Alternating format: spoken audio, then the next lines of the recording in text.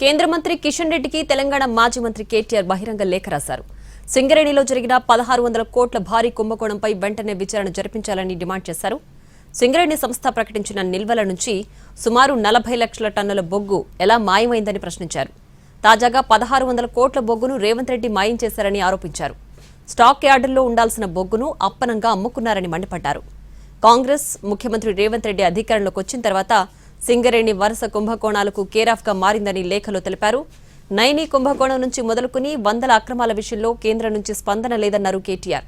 నిల్వలు తనిఖీలు చేసే బొగ్గు గనుల శాఖ కానీ కాగ్ అధికారులు కానీ ఇప్పటిదాకా ఎందుకు తనిఖీలు చేపట్టలేదని నిలదీశారు.